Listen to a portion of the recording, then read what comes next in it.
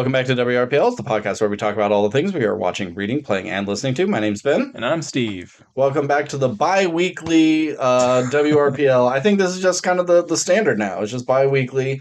And that means Steve has 2 weeks worth of stuff to get out off his chest. Oh my god, his list is huge. Our main topic is End of Oak Street. The big new dinosaur movie of the year. Got a lot, not a lot of stuff, but there's things to cover. So let's start with a roll, get that out of the way. Let me roll my 3 so we could just move on. All right, big money, big money. 4. You got to get 3 now. You called it out. 4. All right, we broke even. Even when you roll low, I can't gain any traction.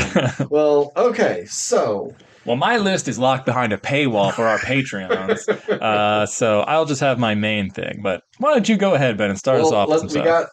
We got some trailers, and D23 happened. I'm pretty sure there was a death, but I didn't mark it down, so it must not have meant anything to me. So R.I.P. to somebody. To someone. We'll start with just trailers that I saw. They were on our movie tonight, and I saw them in advance, but, we didn't record last week. So, first off, Violent Night 2. I kind of knew this was coming, but I hadn't heard anything about production or anything like that. So when this popped on, I was like, oh, cool, I like Violent Night 1. So, I also like Violent Night 1. Yeah, so... we had a whole pitch afterwards of what we wanted from the future. Good pitch. It's a real shame that this looks like a huge piece of shit. I'm not interested in this at all.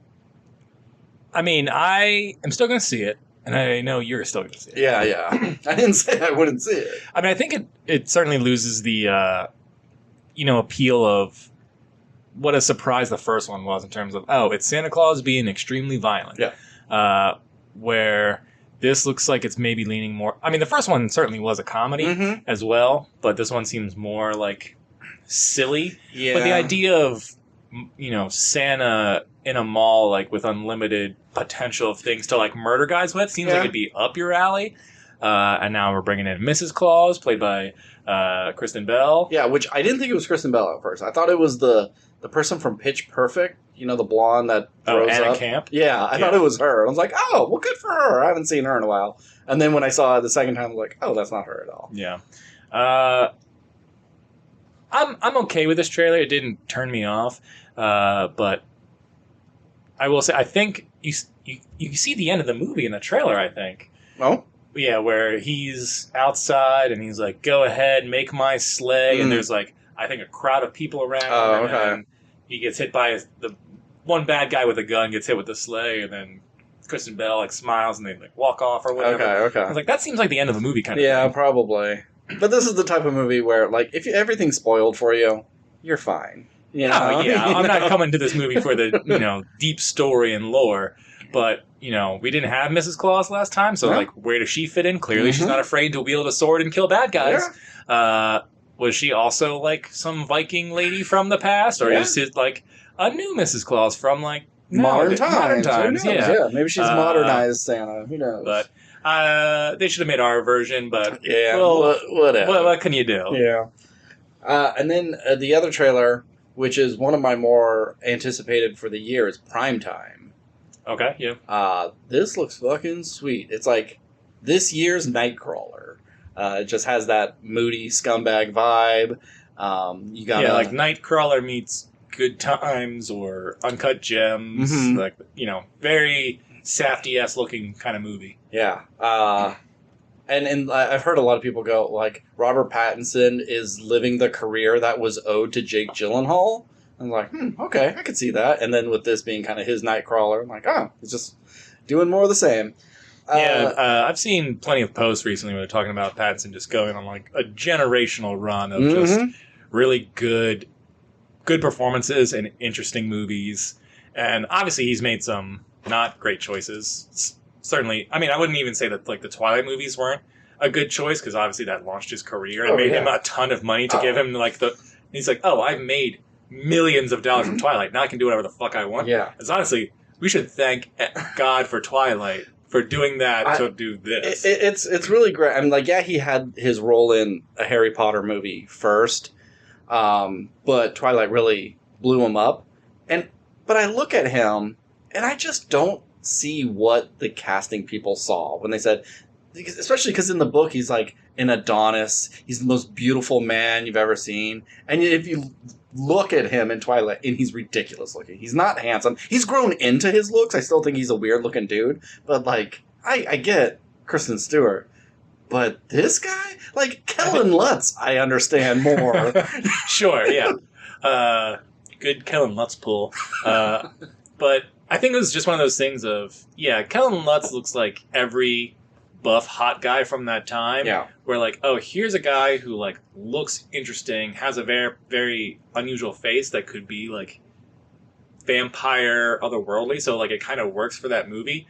But then it's like, even stuff he did after that, like, Remember Me, and he did that one movie, I think, from a Cronenberg, where it was like some futuristic sci-fi movie in a skyscraper or something like that. Oh, wait. Like, it doesn't matter. Skyscraper? I don't know. It was like Megalopolis or something, but it wasn't Megalopolis. I don't remember. Oh, Cosmopolis. Cosmopolis, that's what it was. Hey. Yeah. So yeah, it's not like he had, like, he was doing, like, cool, great shit beforehand. It's just one day he did, like, it was like he did Good Times, and then everything after that has pretty much just been, like, crushing it. Yeah. And it's very exciting to see. He's one of those actors that's like, oh, Pattinson's in this? Yeah, I'll check it out. Yeah. And then we recently had D23. You know, nobody just goes to Comic-Con anymore. Like, they had Comic-Con not too long ago, and it was kind of underwhelming because DC doesn't show up anymore. They do their fandom, which I don't even know if they do that anymore now that Gunn has taken over. Marvel doesn't go because they save it for D23. So Comic-Con feels a little light. Comic-Con still might not be, like, the place for the big announcements, per se, for a lot of things, but it's maybe going back towards more, like, the hardcore fans come here. Sure. Because there's all these sort of, like, more niche things that we can see at Comic-Con that we don't see at D23. You saw Ryan Reynolds in a denim Deadpool suit. You know, that's not going to happen at D23. But I have a huge list of things that was announced or teased or whatever for D23. We're barely going to talk about any of them. You're just going to tell me if you give a shit or not. Great. Probably not. All right. First things first. Incredibles 3. Incredibles, one of my favorite animated movies of all time. Maybe my favorite. I really have to, like, think about it. I always go back and forth with that and WALL-E when it comes to the Pixar stuff. Yeah, like, I mean, the first Incredibles movie is, no pun intended, incredible. Yeah. And then the second one comes out, and it's just kind of poopy. I really don't remember anything other than, but then, like, mind control goggles. Yes, Bob Odenkirk's in it.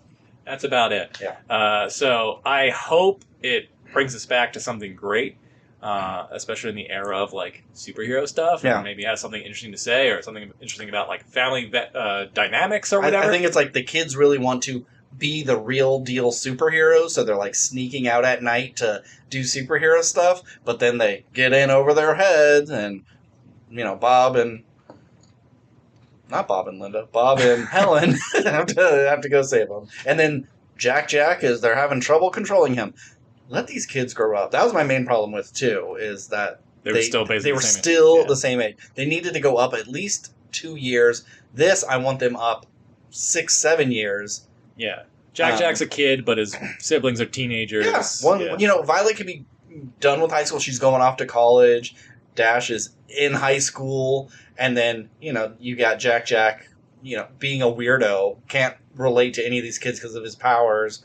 I don't know. There's a lot you can do with it, and it just doesn't seem like they're going to age them up at all. But, all right. Moving on. Kingdom Hearts, the series. I struggle with Kingdom Hearts. When Kingdom Hearts 1 and 2 was out, probably some of my favorite games of all time. I had so much fun with those games. I thought they were so cool and so interesting. Seems like a really creative idea. To blend these two, like, Final Fantasy and Disney together. Yeah. And it shouldn't work, but it does. Yeah. And then they kept making more and more games, and they kept getting more and more convoluted, and it's all just, like, deep lore that, like, doesn't really make any sense with, like, some really incredible, like, gameplay mechanics and, like, kind of, like, good emotional beats, but when you, like, think about it, you're like, what the fuck are they even talking about anymore? Like, how many times can we have a conversation about, like, what it means to have a heart and all these characters who are copies of copies who whatever. It's the most incomprehensible gaming series of all time. That being said, they're a total fucking blast, especially if you're a fan of the Disney properties. So I basically just played the main games, 1, 2, and 3, and then I dabbled in a little bit of other stuff here and there, but never really got into it. And 4 was announced a decade ago. Yeah. Or not a decade, but a long time, and they even had gameplay footage, which looked incredible. But that was 5 years ago. Yeah. So I don't really care if they ever came out with another one. But this is a series. This is an anime. Oh, I thought this was the fourth game. No, this is Kingdom Hearts the series. I don't know anything about this. Well, I'm not reading what it's about. I just off the title, it's an anime about Kingdom Hearts. I'll give it a 6 out of 10 excitement level. Okay, more than meh, but just barely. You watched the trailer for Ghost Market, the newest Pixar movie? No. Okay, it looks fine. Moving on. All right. Coco 2. Do we need a Coco 2? I never saw Coco 1. I like Coco 1. It feels weird. It came out around the same time as The Book of Life. So it's just kind of there's 2 of these movies. Coco's better. But yeah, it's fine. I think you kind of that whole Coco survives on its concept. And now that I've seen the concept, I don't need to go back to that world. Okay. Live action Tangled. They showed some footage of that. Oh. She's a lady with long blonde hair, I really love Tangled. I think it's pretty great.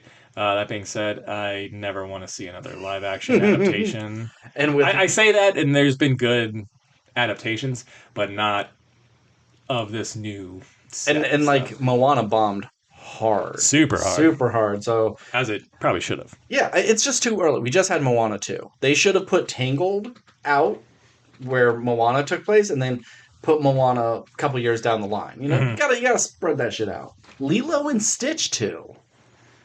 Now, this is another one. You aging her up, or is Lilo still just a little kid? Still a kid. Probably. That's the I was never a Lilo and Stitch kid growing up. I never got his appeal, but it seems obviously he's a very popular character. Oh, I'm sorry. I'm now just actually reading about this. This is Lilo and Stitch 2 from the live action one. This isn't an animated one. This is a sequel to the live action one. And it will Did have that one do okay? Yeah, it did make money. It wasn't considered very good, but it made money. Gotcha. And it's going to have his little pink friend, his little pink Stitch. That makes sense. Oof. Okay, I was a little more excited when it was animated, but 1. Yeah. 1 out of 10. I should have given all the other stuff scores. Yeah. We got updated X-Men casting. That we did. I knew you would bring this up. Of course. I'm going to be insufferable about every bit of X-Men news. Expect it every episode that we do. So things that were confirmed, we already knew. Kit? No. Sadie Sink is Jean Grey. Right. Duh. The one of the weird ones, Chris Abbott is going to be Professor X. Yeah, that what? surprised me. What? And I looked at his filmography and it's oh yeah, that was the guy in Craven. And you didn't see Craven, right? I did not see Craven. There was this character that just kind of comes up to you and starts slowly counting, and it freezes time, and he's able to move around, but it doesn't make sense with anything else in the plot. It's so bizarre.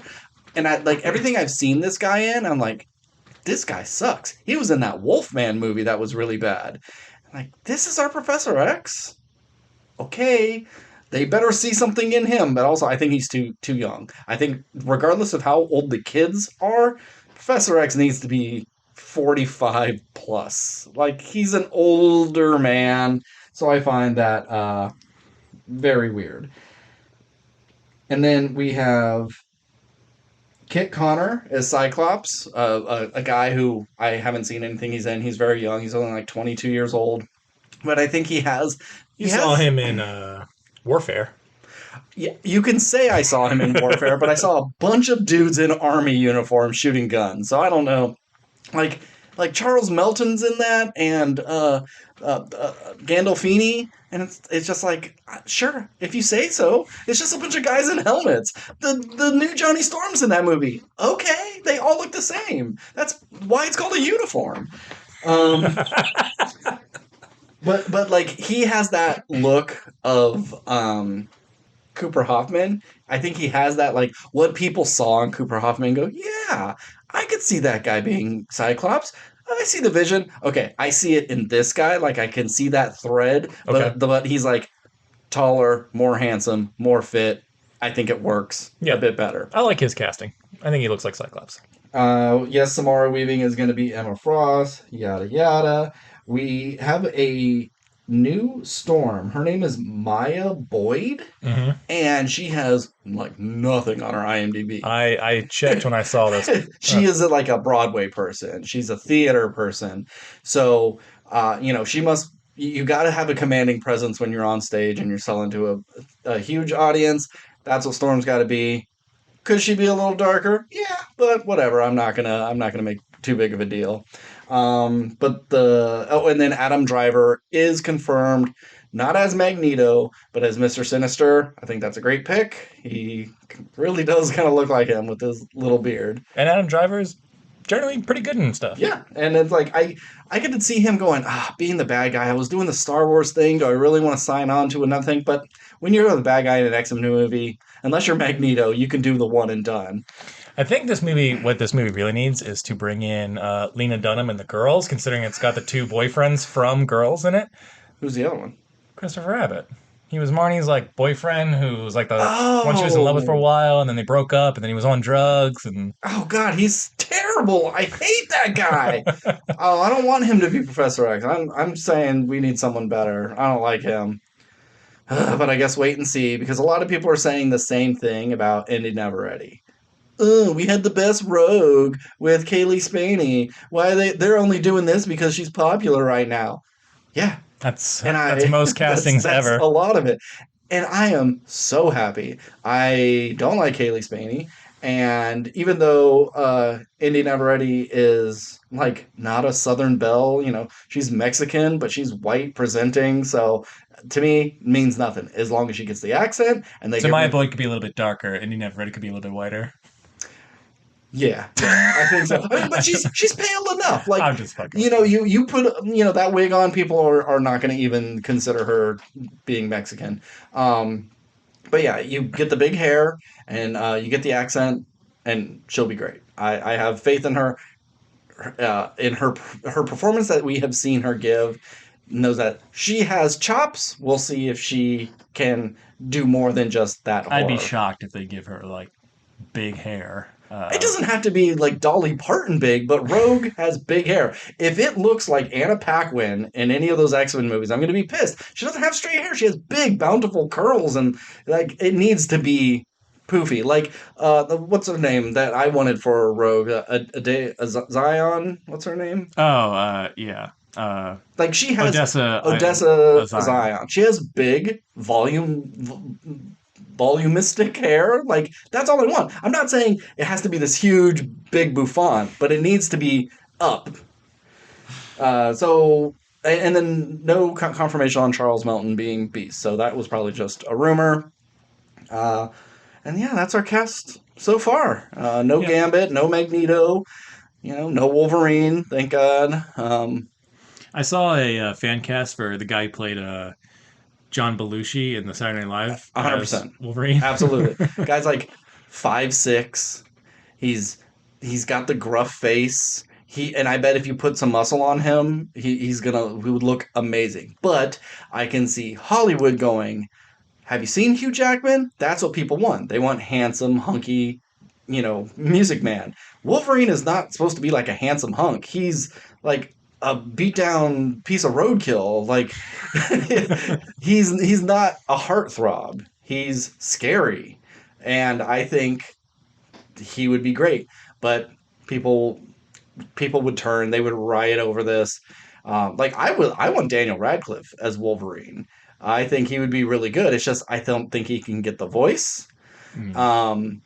and then I've heard what's his name from Sinners? Josh, no, the bad guy, the vampire, Josh O'Connell Uh, from from Sinners, the Jack vampire, O'Connell. Jack Sorry, I'm thinking O'Connell. of you got me all fucked up. I'm thinking of the dude from the Zendaya tennis movie.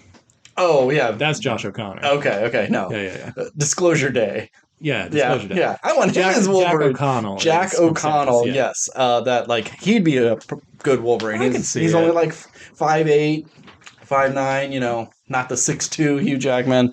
I know height isn't the most important thing, but God, that guy from Saturday Night would be just perfect. If you haven't watched Saturday Night, go watch Saturday Yeah, Night. watch Saturday Night. All right, let's get through the rest of this stuff. Star Wars Ahsoka Season 2. Don't care. Looks pretty okay for the season 1 being kind of a snooze fest. I'm a little more excited than this. I'll give it a 3. Than I am the other Star Wars X-Men, I'll give it a thing. 7. Okay. The Star Wars Starfighter with Ryan Gosling doesn't look that interesting. I'll give it a 5 because I liked Project Hail Mary. That has anything to do with anything. Then we got a trailer for Vision Quest. I did watch that. I think that looks fun. It's a really fun concept. Yeah, I'll give it a 5 only because I haven't seen much of the other shows in a while, Sure. and I probably won't watch this one. I just think the people involved with Agatha All Along and WandaVision are doing this, and those three are kind of like all interconnected, and they're kind of like their own trilogy, and those two are the two best Marvel TV shows out there. I have 100% faith in this. It looks weird. I have no idea where it's going to go, but I'm very excited for it, and it's just like a couple months away. There's going to be a Zootopia 3. Not a big surprising. surprise. I'll give that a 6. They released another Avengers Doomsday trailer. Watch that trailer. I'll give it a 6. And that's all I got. I don't know. It's D23 multiple days. There may be more stuff next time we come back. But, whew. That's all the news and trailers that I have. Pretty good D23. There's some other stuff in there. Like there's an Oswald movie or short or series. I don't care though. All right. Let's get on to some of the things I want to talk about. The big juicy stuff. Big juicy stuff. Yum, yum, yum, yum, yum. So 2 shows came to an end. House of the Dragon and X-Men 97. Loved both of them. Not going to get into it since you haven't watched either. Not where X-Men 97 I thought it was going to go, but still very happy with everything that happened there. And House of the Dragon, I thought this was only 3 seasons. And I was like, wow, they're really going to have a lot of shit to wrap up in these last few episodes. And oh no, there's a 4th season coming. Damn it, crap. I thought, I don't want to say, I thought I was done with this, but I thought we were getting to the end and I was excited to find out what happens. And then it's like, nope, you got a whole nother season coming, 2028 probably. Yeah, it's been every 2 years. Didn't they say this one they wanted to crank out every year? So no, I think that's the Night of the Night of the Seven Kingdoms. Okay, well, it'll be nice when that is done, just for my own sake of mine, but like both of those. But 2 good shows came to an end, and another good show has returned. Ted Lasso Season 4. Mm-hmm. I did watch this. Okay, all right. Both episodes. We only have 2 episodes out so far. It's been, like 4 years since Ted Lasso Season 3? So it's not a huge gap. And when it was done after 3, it was like, that was perfect. I was very happy, loved it. I did think it got a little too sappy by the end, but I think that was just me. And then when I heard it was coming back, I was like, come on, guys, can't you just let a good thing die? Yeah. And then it comes back, and I was like, oh, I missed this. Mm-hmm. I really did like this. And I think that maybe this is a better way of handling certain things. Don't guarantee, we're doing a season 4. And then when you take 3-4 years to do it, people are pissed off. Start saying the show's done. Yeah. And then surprise everybody when everybody wants to come back, Because you can do so many things with that of just like, hey, surprise, here's this cool thing we're doing. Or, you try and work something out and it doesn't work out. And it's like, okay, well, we still stuck to our guns and everything's fine. Or it's like, you can start this new thing, and then even if it kind of fails, you can go like, well, this is just a subsect. It doesn't taint. You can at least attempt to do this. Or it's like this is a whole. You could say it's a separate universe, or just a alternate timeline, whatever it is. Sure. It's like no, this is this own special thing. Ted Lasso 1 through 3 is great, and then this was a failure. Don't even worry about that. It's not canon. They can just write it off. But anyway. So, what did you think of the first 2 episodes? I mean, when you have, 3 of our characters coming to America to recruit Ted, and they love these silly things Americans are doing, and look at our food and our weird way of dressing, and yada yada. It's all charming, and but it's just one of those things you have to get through. And Ted's gonna take the job. So it's like, why are we fucking around with all this? Let's. I almost wish we kind of started that he had already taken it, so we didn't have to fuck around so much. But it is nice seeing what did Ted do afterwards? Working at a grocery store and just applying his normal way of life to just normal things. Yeah. So it is all nice and good and nice, but it wasn't until episode 2 where it's okay, we're back. Now we can meet the team and his assistant coach, and what happened with Beard and what's up with Yeah, episode 1 certainly felt like a prologue to what we really wanted. And yeah, any sort of, fish out of what made Ted Lasso so sort of charming was he's so out of place in this, stuck up British world. But them coming in, it wasn't just we're too hoity-toity for America. They're like, no, Ted rubbed off on us, and we're really enjoying this shit. Yeah, you go a couple years ago, they would have never eaten that barbecue. They would have been uncivilized. They wouldn't even want to eat with their hands. But yeah. I did Higgins. That's his name, right? Yeah, my least favorite character. I liked him going to the African American baseball museum. It lended for a really nice moment in the show of this is the heartwarming section of the show, but it also felt I wish they could have almost done more with this. It kind of felt we need to give Higgins something to do. Yeah. So it's it just felt kind of tacked on, where I would have maybe liked to explore American sports in some regard. I know it's not necessarily the point of the show, but I don't know. I feel there was untapped potential there. Unless if they have something planned, he's gonna have these words of wisdom because of something he learned while there. They may be setting something up, but I think you're right. It would have been nice. You have him start becoming obsessed with American sports and start disregarding. That, or he goes to this museum and meets this guy who teaches him about this and how inspiring it is. I know it's kind of bringing this up to go oh, look, here are people who didn't have a chance to do something they love, and then they did it and they changed the game. And that's kind of what we're doing with women's sports in this show. So the correlation is there. Yeah. I just think maybe I would have liked to seen Ted or Beard or somebody go with him, or extend that part of the show more than this sort of this 3-minute segment. Yeah. Do we need them shopping at a gaudy outfit store? Why couldn't they all have just gone? Maybe you could still have them shopping, and but it's Higgins all is there, and it's okay, I'll do this thing with you ladies, and then you do a thing with me, and maybe they go, and at first they're kind of bored, but then Keeley and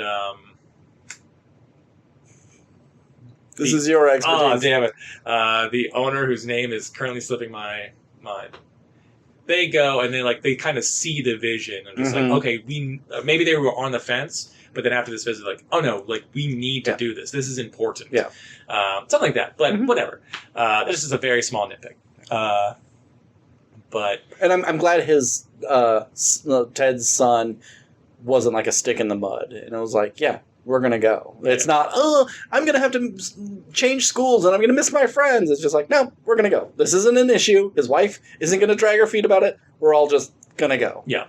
I do enjoy how good they are as divorced parents. Yeah. And they're very much we're both gonna go to the games, we're both gonna support each other. It's hey, you should take this job, we'll go with you because this will be good for Henry and for you. I can remember Henry and I can't remember starts with an L?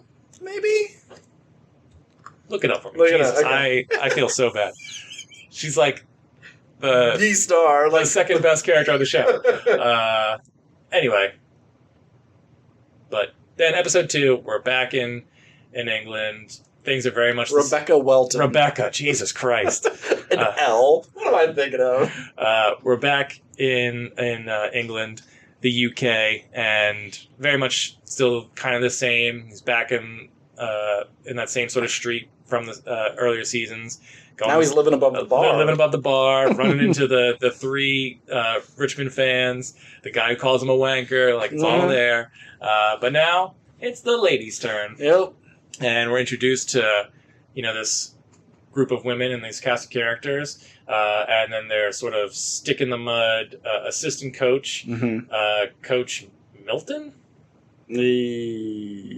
I'm going to say Milton, even though I'm not sure if that's correct. You keep talking, I'll look it up. And she is, I don't want to say the female version of Roy, because I think that kind of... Chilton. Alice Chilton. Okay, that's good. I was waiting for, Davis. Chilton. And she's like, yeah, she wanted the head coaching job, but Rebecca never considered her or another female, which she took poorly. Oh. But, yeah, so now we're going to get Ted's approach on... He's never coached a women's team before. And, Beard is... living up to his name. Yeah. Looking like a homeless psycho who somehow stumbled into this job. He got Jumanji'd somehow. Jumanji, yeah. He's Roy's assistant coach, but Roy lets him go to be with his best bud. So happy to see those two back together. So is he going to have two assistant coaches? Yeah, I mean, that's what he did with Nathan. Yeah, I guess. But it's just... Can I remember Nathan? Nate? Yeah, I can't remember going to show back up again? Oh, he's gotta, yeah, right? He's going to show up in some capacity. Is he going to... I mean, because he turned over a new leaf by the end, right? He apologized for being a piece of they shit. were all on good terms. He left West Ham and I think got back with Ted for the thing, but I don't remember... I think at the end of season 3, all you see is him with his girlfriend and his parents at the restaurant. Yeah, you don't know what his career is. I bet they're going to be they're going to need him for something, and he can't do it because he has 3 kids now. She got pregnant instantly, had triplets, and now he's a stay-at-home dad. And he's a dad, but I could also see him just still being a successful soccer coach, but maybe for a lower division, one with less stakes. Yeah. If he does not return, I'd be okay because he was the best character, and then he was the best at being the worst character. I hated his guts. And if he doesn't show up, that's fine because my dislike of him grows past him being just a character, and now it's I don't like you. Yeah, of all the characters from the earlier seasons, outside of maybe the therapist, Nate is probably the one who you'd be less inclined to be upset if he didn't show back up, even though he was very much one of the main stars. But so as we're watching the show, I'm like, oh, who's getting the emotional beat this episode, or what's this dark backstory? And so we're introduced to the goalie, who it's oh, she's one of the best goalies in the league, but she doesn't wear gloves, which would give her the advantage even more. And so Ted's I gotta figure out what makes this person tick. And I was oh, what's the dark backstory of just I had my dad's gloves, but then he was shot in front of me, and now those gloves are covered in blood. It's all I can see when I wear gloves. What's going to be the thing that fuck this person up? And then it was just hey man, I don't wear gloves because I just want to feel pain. And it's okay. It's just I just want to feel as much of life as possible. And then he kind of makes a football is life joke oh, this is my female Danny Rojas. Yeah. And she's no, there's lots of other things, lots of other stuff to life. I just this is what I do. Yeah. Ted, you thought you've learned all the lessons with people. Now they're going to be teaching you. Yeah. Them getting a bigger locker room from the rivals. Roy having this torture room. The mind games. Yeah, these Home Alone sort of traps kind of to mess with the other team. I think is so funny and smart. So I like. But what are the other teams I guess they're going to that shit one. Yeah. Oh, that's so fucked up. Or they I don't know. Yeah, that's a good question. But the show's gone. Who gives a fuck? We're doing a nice thing for the ladies. Yeah. So I'm looking forward to the rest of this season. I'm not sure if I just need an adjustment period. I have such high regard for the first 3 seasons. So I'm kind of like, I'm not sure if it's hitting the vibe yet. Has it been as funny? Like, has it made the first 2 episodes made me laugh? Sure. But man, like Ted Lasso destroyed me in a good way. Mm-hmm. So I hope I'm ready to love again. I'm ready to love again. I hope this show lives up to the previous 3 seasons that I love. Yeah. But so far, I have no real major notes. I'm looking forward to see what they do with this new cast. And now that X-Men's gone, I have a new Wednesday show. There you go. Friend of the podcast, who's never been on it. There is a second friend, our buddy Luis. He reached out and said, because he's like slowly going through all of our episodes, and he's like, "Oh, you guys talking about Ted Lasso made me sign up for a trial to Apple." And I'm like, "Oh, cool." Well, before I knew it was a trial, I was like, "Okay, you got to watch For All Mankind. You got to, I was doing the thing." And he's like, "Well, I only have it for a week." I'm like, "Then why'd you sign up now? Like, Ted Lasso's not done. It just came back." And like, "Oh, I didn't think this through, did I?" Like, yeah, it's going to be going on through October. It'll be fine. Like, you're either going to have to wait or you're just going to have to pay for it. Fuck. So, yeah, got to be smart, Luis. Pay for it for a month and then binge everything. Yeah, wait. I don't know what else you have in your life. Quit your job, binge all the Apple stuff, and then you wait to the end, and then you pay for 1 month. There's plenty to watch on there. So, I mean, there's The Gorge. You could watch The Gorge. Wolves. You could watch F1. Greyhound. Killers of the Flower Moon. That other Tom Hanks movie with the robot. Oh yeah, yeah. It's like a person's name. What's the Your Friends and Neighbors starring John Hamm? propeller something aeroplane that John Travolta directed movie? It's like it's only like an hour long, and he narrates the whole thing. Apparently, it is like embarrassingly atrocious, and it's all about his love of airplanes and when he learned about airplanes. I gotta watch it one of these days, but I hear it's just like oof. I have no idea what you're talking about. Yeah. Coda. Anyway, moving on. Moving on. All right, I want to talk about a movie I just got out of the theater watching. I watched Nimrods. Story of a small punk band who gets pranked into thinking they're going to open for Green Day on New Year's Eve in California. And they are traveling from Kansas City, Kansas, and they're kind of going on a wacky road trip, stopping in locations, maybe playing a show, meeting girls, run out of gas, all that sort of things. You're Dumb and Dumber, you're Detroit Rock City, Sex Drive, all movies I like. And, it's a simple formula. And it's a shame this fucking sucked. And I shouldn't say it sucked. It's competently made and everything, but it's so boring. Every time they stop for a wacky little adventure, it's not interesting, it's not weird, it's not funny, it's just boring. Oh, we had to pull over because I put diesel in the car, and now we're out of gas. Now we got to push it to this biker bar.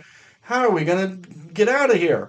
They're doing a battle of the bands. We got a band and we can win $500. Let's play. Oh, we won, but we're only 18. You can't win that. Okay, kick them out.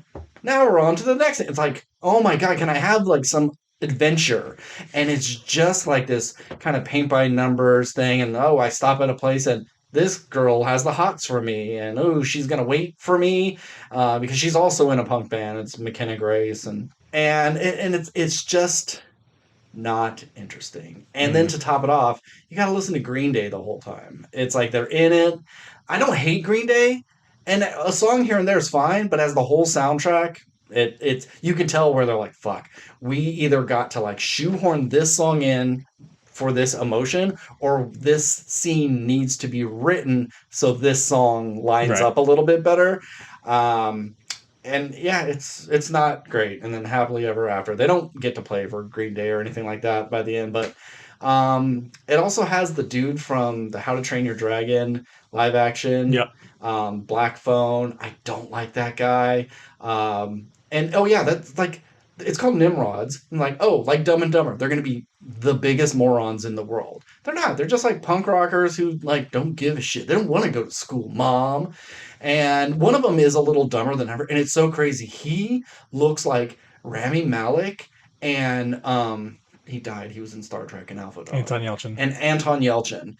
He looks exactly like these two guys mixed together. It's crazy. And he's like dumber. He's a little more Arrested Development. But like, if they were Dumb and Dumber levels of stupid, like the absolute biggest morons, you could have some fun here. But they're just normal guys, and they're not very likable, especially in the first hour of this. Like, they're really grating, and you don't want them to be successful at anything. You learn to like them a little bit more, but fuck, no, boo. Did not like this movie. Yeah.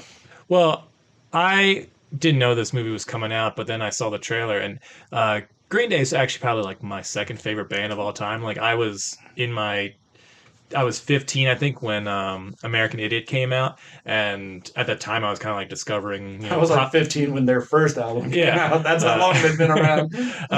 And I mean, I had like heard of Green Day. Like my sisters, who are a little bit older, like they grew up on Dookie. Yeah. And so I heard American Idiot, and it was like the biggest album of that year, and for like the next 5 years, like Green Day was everywhere. Mm-hmm. And so like I became a very big fan of theirs, and I was just like, oh.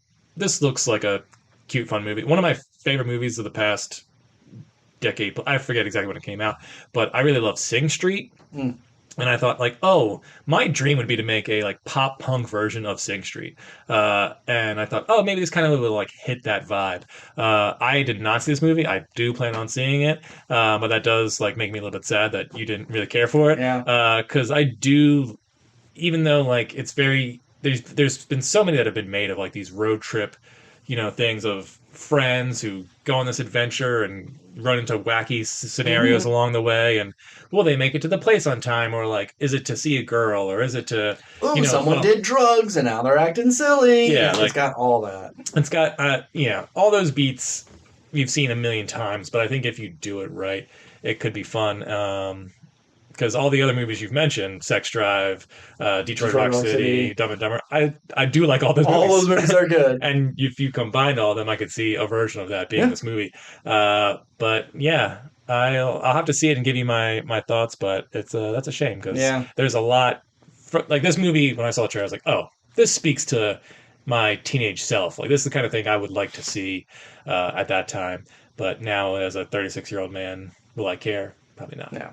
And we have a movie later this year with like Dave Franco and O'Shea Jackson Jr. That looks fun. Was it called like Dumb Fucks or something like that? Idiots? I think it's called Idiots. And I think it was called like some like Dumb Fucks or something, or Fucking Idiots, and they just changed it to Idiots. And so it like I thought, because I didn't see the trailer for this, I just heard hype for this, so I figured, fuck it, I'll go see it. And I thought it would be maybe a little bit more like that because they do seem like the biggest morons in that movie. And I thought, oh, that's kind of weird. We got 2 of these in the year, but they're definitely not the same thing. This is more grounded, but still stupid. Yeah. I think the problem with, I'm no expert on punk culture, and I'm sure there's plenty of really wonderful people. Ask away. I'm an expert. Plenty of wonderful people in the punk scene, in the punk world, who like aren't total douchebags. But I think sort of like when you're writing a punk band and you're like, oh, okay, well, they got it. We'll make some punk where they're like kind of annoying and like great because they're going against, the they're grain. Anarchists. Yeah. If you're going like that stereotypical route, and then you have something like SLC Punk where like none of those people were good people and they're all kind of assholes, but because Matthew Lillard's character is like talking to the camera and explaining why they are the way they are and like introducing you to the culture, like, oh, I can kind of get behind this, and I like that I'm like learning as I go. And you kind of get it, where like if you're just introduced to characters who are like, oh man, I'm gonna throw this beer bottle across the room because I'm punk, and it's like, as a teen, I think this is super cool. But as an older, I'm like, dude, like you could have hit somebody, like go clean that shit up, like someone's job is to go clean up your mess right now. Yeah, and if you look at like Green Room, like they were punks. God, I fucking love Green Room. But they were just normal people. They were just people. Well, when it's punks versus Nazis, you look very normal when you're you're gonna go like, I don't care if you're a piece of shit. Fuck those Nazis. But it's like they never came off as pieces of shit. They were just like people who wanted to try. Where these guys feel like kind of unearned arrogance that they're gonna That's youth, baby. They're gonna be so fucking good. But it's like they played and they're not bad, but they don't do anything that seems like, damn, they really are pretty good. I imagine there was a couple original songs, I assume. Yeah, I think all their stuff is original. Oh, okay. I mean, original for the movie, but yeah. Probably written by Green Day. But Probably, yeah. So, okay. So there's original songs mixed in with just a, like, is there... And then McKenna Grace has her band, and I don't know if, like, everybody else in that band is a band, and they just put her as, like, Gotcha. the front person, but she does a song. Are there other, like, punk songs in it, or is it just, it's mostly Green Day? And it's mostly Green Day, except when they are on stage playing their songs. Gotcha. Yeah, okay. Yeah. I wasn't sure if they were peppering in other stuff. No. This is a Green Day. I mean, it's called Nimrod after... And it's Nimrod's produced after their by album. them. They're in it, you know. So I get it. It's like jerking ourselves off here. Yeah. Okay. They really are. Okay, so there was a movie you were tasked to see, but you did not go see, called One Night Only. The sex purge movie. Yeah. Can I tell you my quick story that I want to... Oh, yeah, that's right. So, my plan... I saw one movie this weekend. I saw it right before we recorded this podcast. My plan was to see 3. And I went yesterday after I got off work to our Regal, the one you and I worked at for many years. And I show up and I go I have the pass. I hit my thing, the app that I haven't used since Spider-Man Brand New Day. And I get a message that says, plot twist, you're blocked. And I'm like, what? For what? And it just has this message. It's like, you need to reach out to Regal Cinema or customer support at regalcinemas.com. Something triggered our security protocol or whatever. And so email us your, what did it say? What you were trying to do. And then this like code, I forget what the exact name of it, but it's like this something ID in the email, and then we'll like look into it. And I was doing research. I was like, what the fuck is this? Like, I tried going out of the app. I deleted it, reinstalled it. I thought maybe that was something. Because, like, I don't do anything. Like, what would possibly do that? Yeah. I did see some things online. It's like, oh, sometimes if you, like, use a strange Wi-Fi, that might trigger it. But it's like, I didn't use strange Wi-Fi to, like, go through the Regal app. So it's like the Regal app just on and something, whatever. So, I go to the manager, and I'm like, hey... Because part of me was just worried, like, oh, this is some sort of, like, hacking thing. I'm going to give them something, and then next thing I know, like, all the money out of my account's gone. So I was like, I go to the manager, I'm like, hey, have you ever seen this? I don't know what this is, and I don't know what I possibly could have done to, like, trigger this block. She's like, I don't know. I don't think I've ever seen that, but you should definitely reach out to them. I was like, okay, so, like, is there, like, instead of me emailing them, is there, like, a phone number I could call? And she's just like, no, there's no phone number you can call. I don't even have a phone number I can call. I was like, what do you mean you don't have a phone number you can call? She's like, oh, I have a number I can call if there's, like, an IT problem, but there's, like, no one I can reach out to. Because their answer for everything is just give them some passes. Oh, something's wrong and you can't use your app or whatever. Either send an email, or if you're going to make a fuss, here's a pass. So when you and I worked there, you could call our theater and a human would pick up and we would be like, hey, are you guys open today? What showtimes do you have for this movie? And, hey, I had an issue last night. May I speak with your manager? And you always got a person so long as we were like there in the building. And in recent years, I haven't worked there in 11 years. But in recent years, I tried calling to do that thing now that I no longer work there, and it's just like a general Regal phone number. There is no like phone number to the specific building. Yeah. So it's like, I got done that interaction. I just thought like, oh, well, if this manager decided to grab my penis and was just like, hey, hot stuff, come back anytime. I'll get you whatever ticket you want. I can't call anybody. I have to email customer support at Regal Cinemas to hopefully get someone to call me back. You got to contact corporation. You can't contact theater. Yeah, I can't. There's no like HR or the manager or whatever. I mean, obviously, like if someone's groping me, I'm going to like beat the shit out. Call the police, the company, because your boy's getting paid. But the point is just like, there's no humans I could interact with outside of like the assistant managers in this building who like only have so many limited power, and if they have a problem, they have no one they can call. That's absolutely absurd to me. And I imagine there is some sort of like AI thing behind it all where it's like, oh yeah, you can call it, and eventually it'll get directed through multiple channels till someone, I guess, could get back to me. I mean, it wasn't a huge big process. I did email them and it's just like, hey, I was just trying to buy a ticket and then whatever. and then it was fixed the next day because I saw a movie today. But it was one of those things. It's like this seems like it would have just been such an easy fix. Yeah. And once again, it kind of was, but just a weird thing to happen that one, I didn't do anything, and then two, I discovered that the place I used to work at that had customer service doesn't really have customer service anymore. Yeah. And like no like faces, like no one. So if it just doesn't that seem weird to you? Like It if is. people have a problem, they can't get anybody on the phone. I get it. If I go to Taco Bell and I go, hey, my app is fucking up, I want to use my points for something free, they'd be like, well, we don't have access to your app. We deal with the actual Taco Bell. You have to contact customer support in some way. Like, I get that. But for them to just be like shrugging and throwing their hands up. I mean, she did offer to like, hey, I can get you this ticket this time. Like, it's not like she just like shrugged me off and told me to go fuck myself. Okay, did you go? But you didn't take the ticket? I didn't take the ticket because like the theater was pretty full, and I was like, and I was just so annoyed. And it was also my movie started at 7, and by the time I got done with stuff, it was like 7:16. Mm-hmm. I was like, well, I was afraid I was gonna like miss some parts or what whatever. Movie?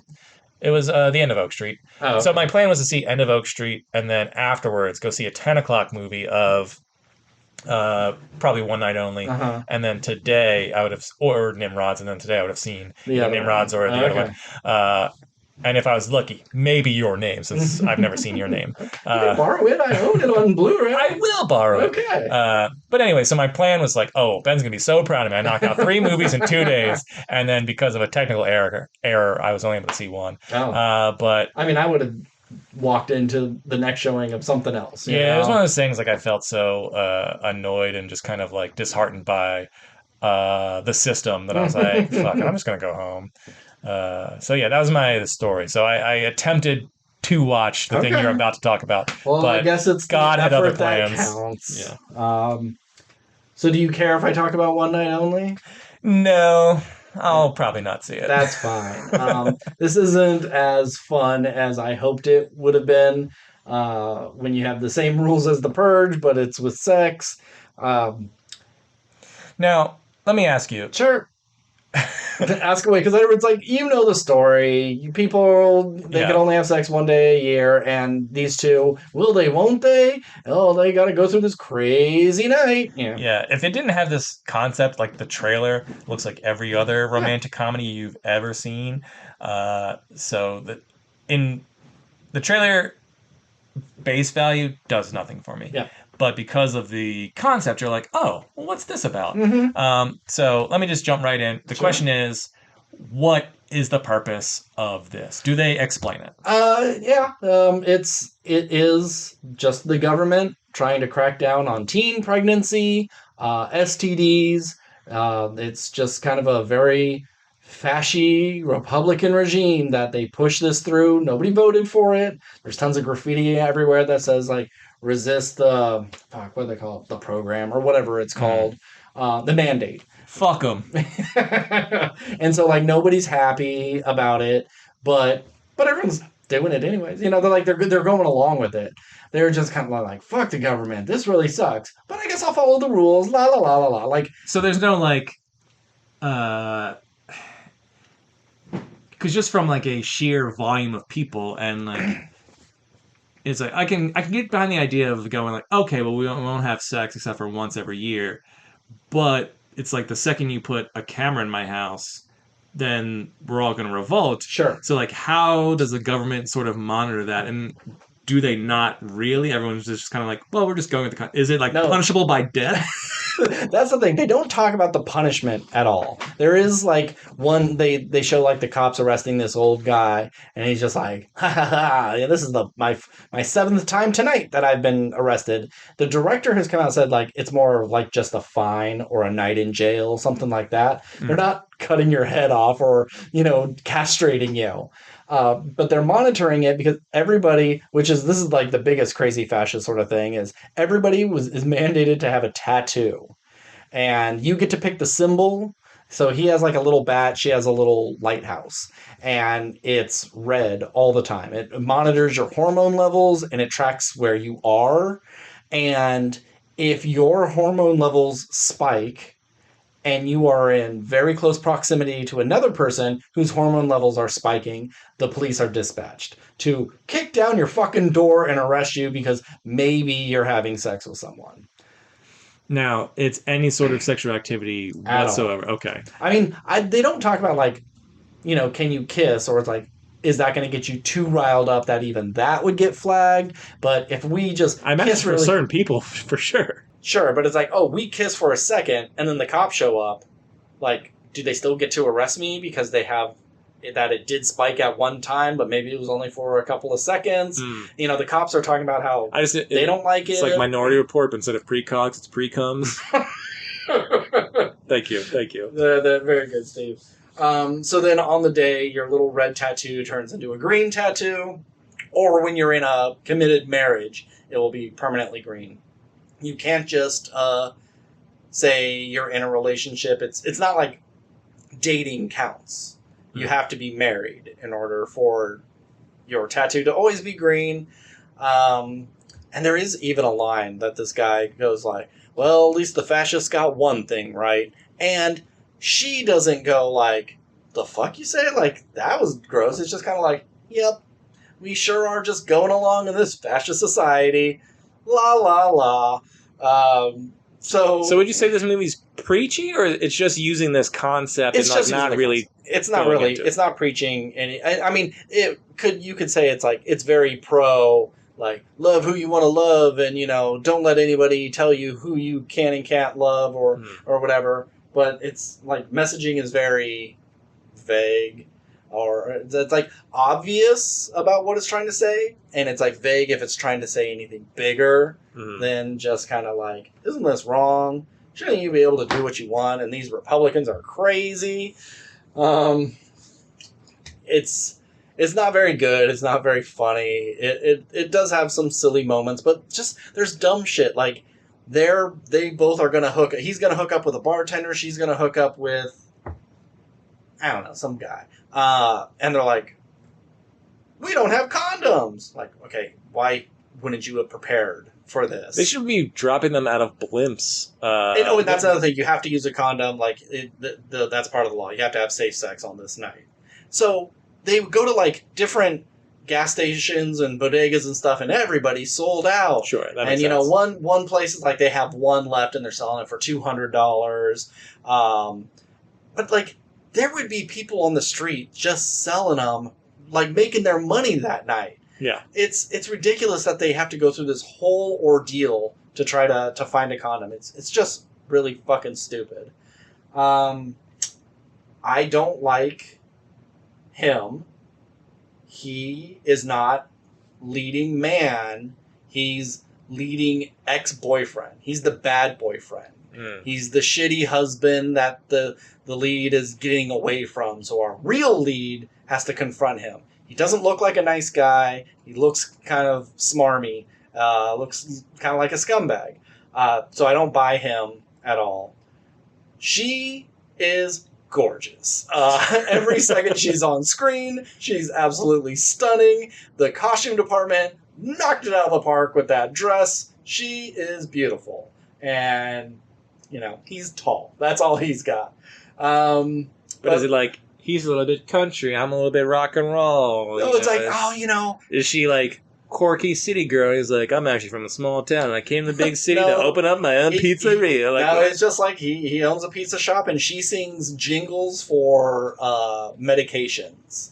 So that's her career? Her career. But it's like... Is jingle singing? Jingle singing, and it's like, you know, some crazy drug for diarrhea, and she's singing a pop song where some of the words are like, you know, what's that, like ulcerative colitis or whatever, you know, like she's one of those. And it's like, it's a funny little bit, and I thought it would happen throughout the movie where they were constantly hearing her songs on the radio for her commercials. They go to a bar, they're like, you know, doing karaoke, he throws her up there, and then she sings her like it's the Jason Segel scene where he's singing the vampire song Sure. from his puppet show, but she's doing her, and it's like And- everyone goes crazy and like, oh, this girl's so kooky and fun. There Something is like that. a scene like that where it's like she loves to sing, but she likes doing it in a booth for the ads and stuff. She wants to go on stage, but she's too nervous. And then they get into this high fancy party, and they force her on stage, and she does sing, and it's like nobody makes a big... Ooh, Pepto-Bismol. She just sings a real song, and like nobody makes a big deal of it. They don't think she's amazing or anything. It's like, see, you're making a big deal out of nothing. You know? Like nobody even really noticed you.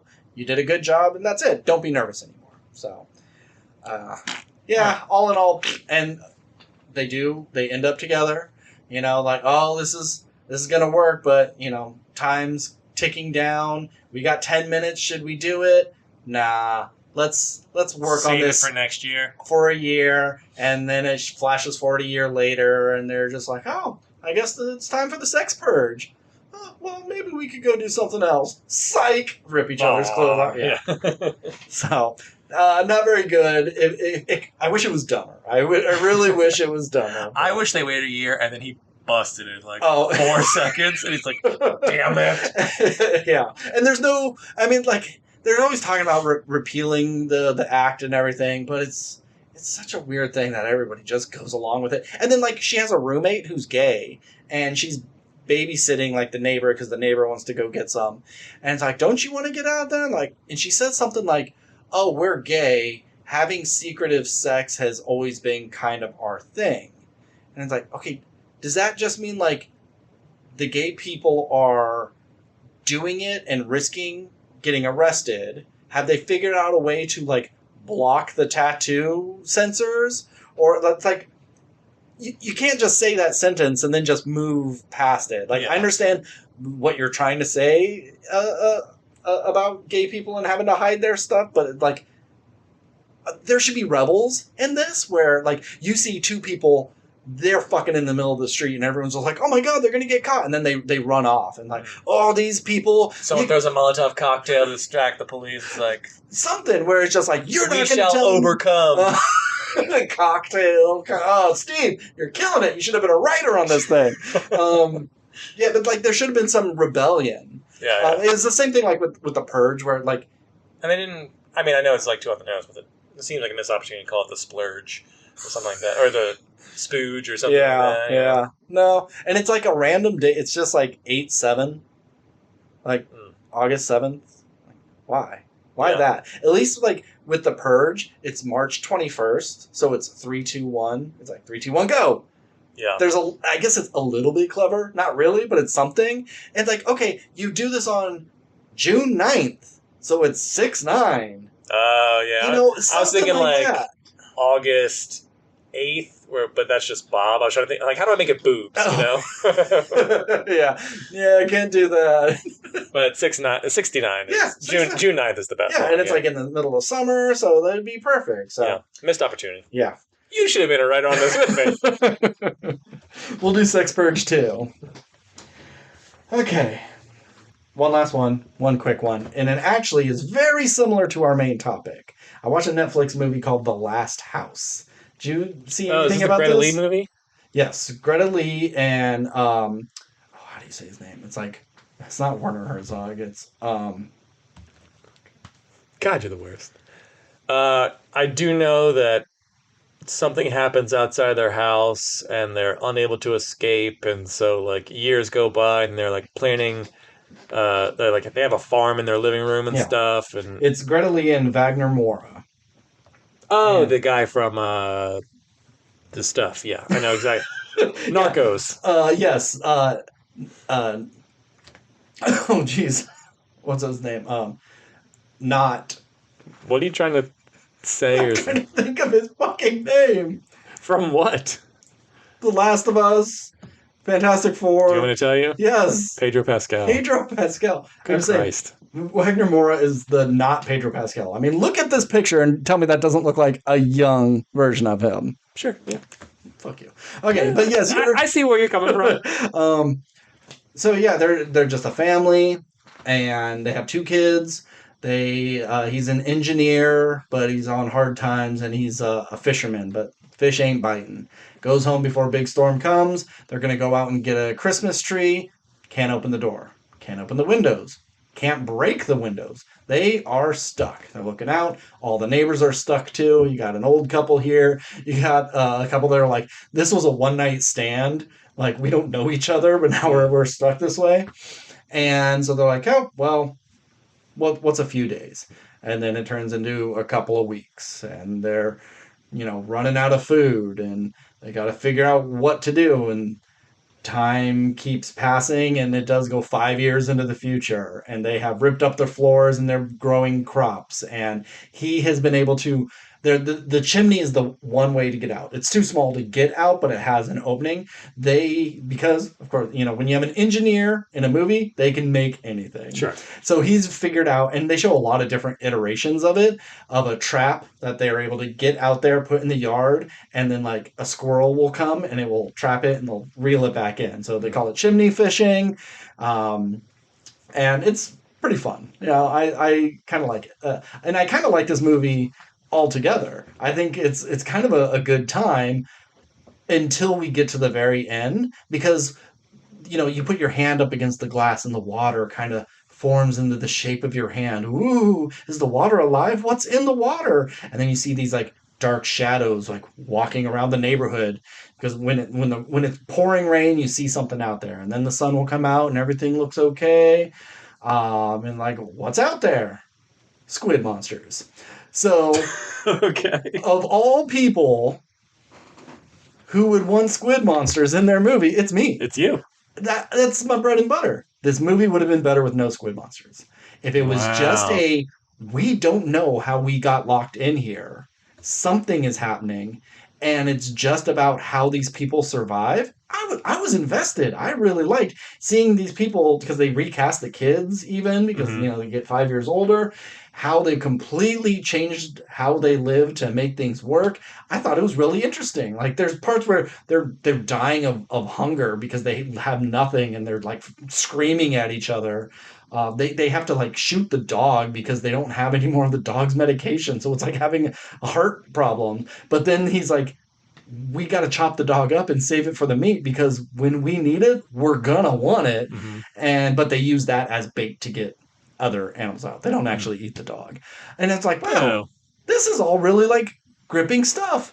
And then suddenly the squid monster just like opens their door. They're able to unlock it. And so they all like hide behind a couch, and it comes in and it's like looking for them, and it's super fast and it's sliding all around, but they're able to just like hide behind a trash can and not get seen. And then it leaves, and they're just like, wow, what is that? And then 5 years later pass. Everybody else in the neighborhood's dead. You can't see it, and they haven't seen anybody. Eventually, the squid monster comes in again and like poisons their water filtration and their crops. Like, just touching it just like calcifies everything. And so everything's dead, and they're just like, what do we do? We got to get out of here. So I'm like, we got to wait for it to come back in, and then we're going to kill that motherfucker, and then the door will be open and we'll be able to leave. And the daughter's just like, but they're nice, even though she has no reason to think they're nice. It's just she always is kind of like, she's spotted them through the window. Anyhow. So they rig up this whole thing. And there's all this stuff about like going into the sewers to go into the neighbor's house to get antibiotics because she got bit by a ferret and all this stuff. And then they have this whole thing to get it. And it's like, the house is flooding. The squids are making it flood. And these people are slowly swimming through, trying to get through. This thing is like a fucking squid, through the water. And it's so fast, but it's like they're dodging him. And so it's like, yeah, it's so fucking stupid. They eventually like capture it, and they hold a knife up to its eye like, I'm gonna fucking kill you. And the girl's like, no, he's nice. And the dad goes, you know what? I'm not gonna kill you. So he lets him free, and the squid monster is just like, thanks, man. You can leave now. And opens the door, they go out. All the squid monsters come out, and they're ready to pounce, and then that one that was captured is like, nah, man, let them go. Like, all right. And then they get on a boat and sail away. I'm like, what? What was any of that? That was nonsense. Like, so we don't know anything about these monsters in terms of... They lived in the ocean, and then they locked us all in because they were taking the Earth back, I guess. Okay. So then theoretically they're like, okay, get on the boat and go. But it's not like they just. We don't know if the squid just took over like this part of America or whatever. It seems like the world. So, all So we then- knew was about 5 blocks. They were able to Yeah. do like a chain through the window of what's wrong, and about 5 blocks, everybody was having the same sort of situation. But then once they get on the boat, like you could say the water has risen in a lot of places, and it's a worldwide thing. Okay. Yeah, I mean the squid monsters are cool looking. They're kind of like, imagine if one of them put on like a big Dracula cloak and was like able to walk on its hind legs. They're cool looking, but it just doesn't make sense in the bigger scheme of I'll things. watch the last like 10 minutes of this movie. Yeah, okay. I mean, maybe 15. You would have to, but it was fucking stupid. That's But fair. I really liked it up until the squids. Like I had a good time. I'm giving it a B because I did enjoy it. Yeah. I would say watch the pitch meeting on it. Very funny. Very, very funny. Okay. All right. Man, I haven't seen a pitch meeting in forever. I totally really? forgot about that guy. Oh, yeah. I since I subscribed, I see them all. You know, whenever. I bet he's got some good ones that I haven't seen. Oh yeah. So very similar to what we're going to talk about in our main topic about kind of being trapped in your home because of outside nature and stuff, and it's something I kind of wish this movie did is kind of what happens when you're stuck there. Yeah. But they don't really do that too much. So main topic. Let's do it. All right, End of Oak Street. Steve, I've done a lot of talking. Why don't you give us a little rundown of End of Oak Street?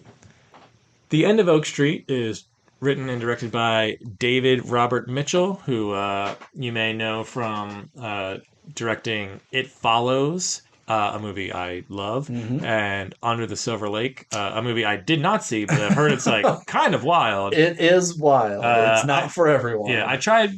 Every time I like get the opportunity to watch that movie, it's like, oh, I'm really excited to watch this. It's like it's 2.5 hours. Yeah, but I don't know if I can do it. I will say, like, so much happens in it that like every scene is just kind of like, what are we doing next? What kind of weird fucking shit? I mean, where's this going? It's Andrew Garfield. Like, I'm sure I will like it. And there's It's just, plenty of people in it where you go like, oh, there's Sydney Sweeney. Oh, there's Ricky Lindholm. Yeah.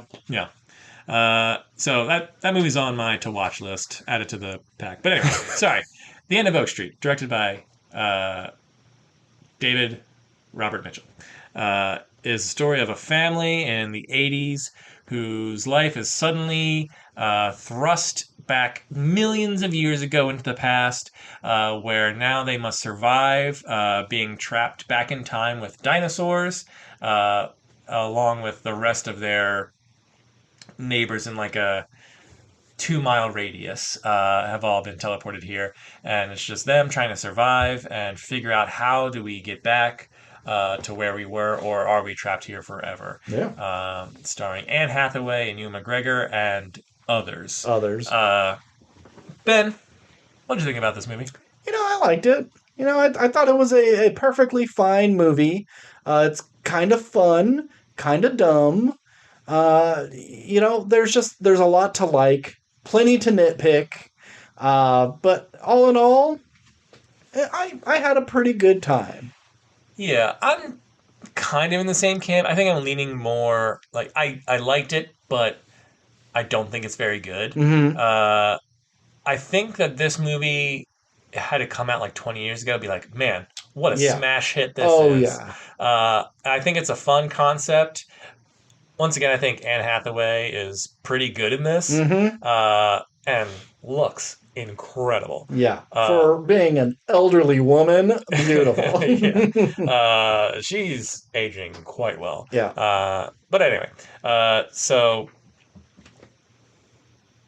and it's nice that we're doing a dinosaur movie that isn't Jurassic Park.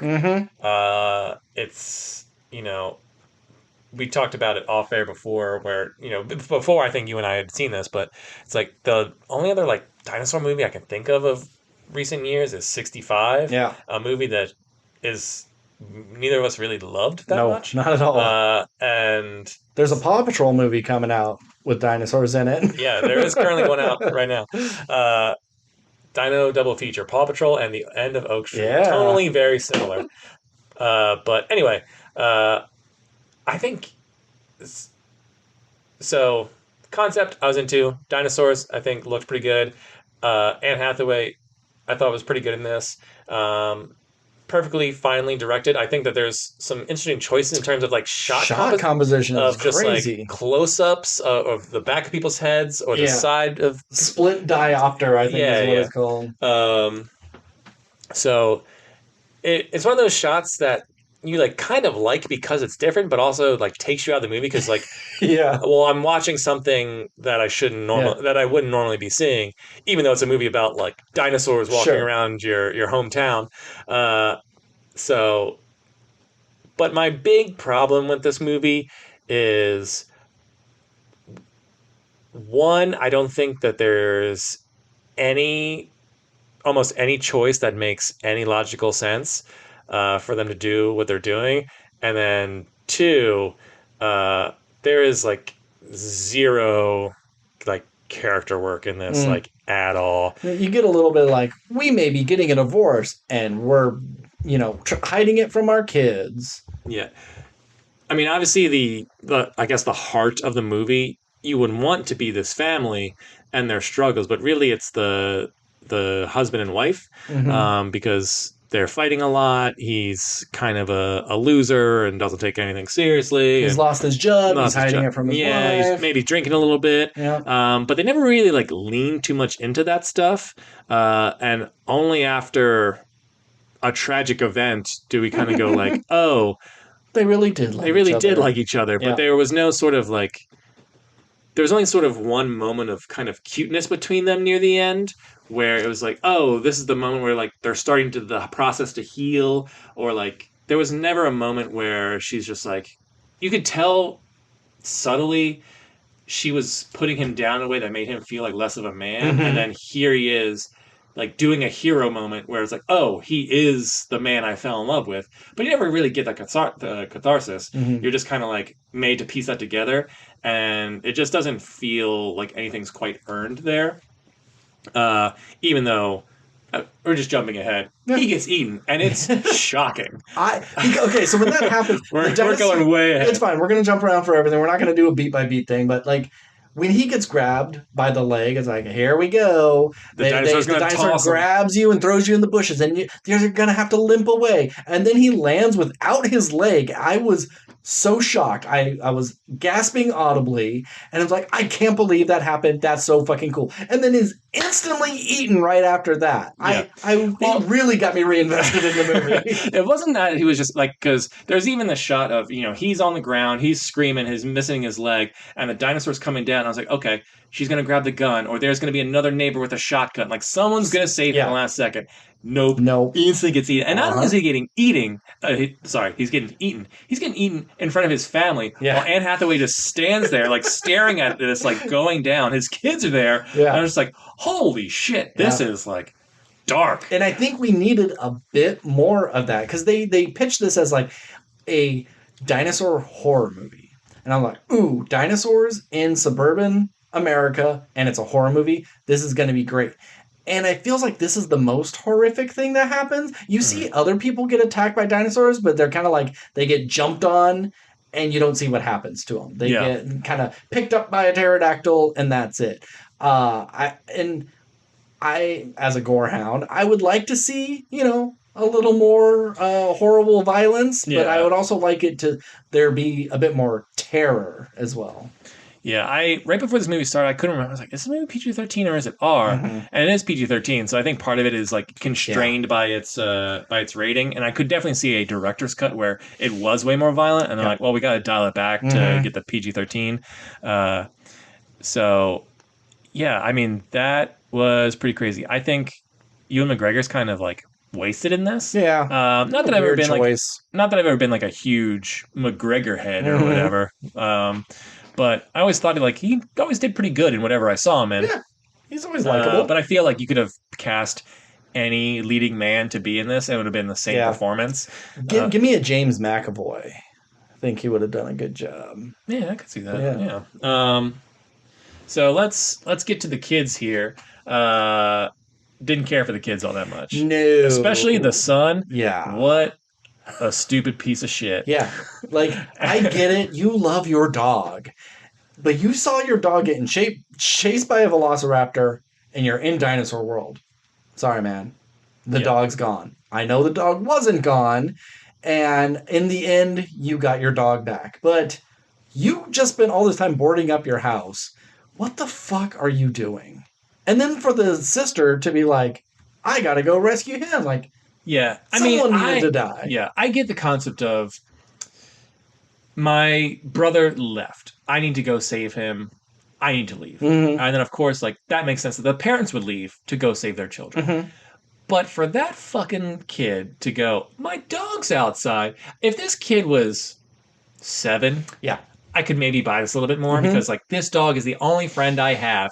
But we saw this kid with friends. It's not like there's he's such a, like, doofus loser. He seems to have a good time with his family. It's just like, nope, we need to get this dog back. And I know there are people who absolutely love their dog. It's like, this is my son. It's part of the family.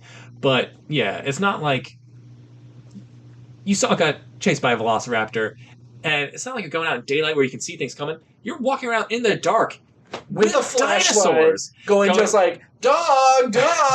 Starbuck was the name of the dog. Starbuck. Yeah, everyone's just yelling at full volume, and I know it's weird because like part of their town was like on level ground, but another part was like the height of a mountain. Higher, I couldn't quite get the like geography of especially when we saw at the end when it swapped. That stuff seemed to be pretty flat and match everything, but ours was like they took an odd chunk, or it's like that chunk when it landed on that spot wasn't even. It doesn't make sense. It doesn't make sense. Yeah, they just needed it for the trailer for that great shot of the edge, the houses being cut in half. I loved it. It was great.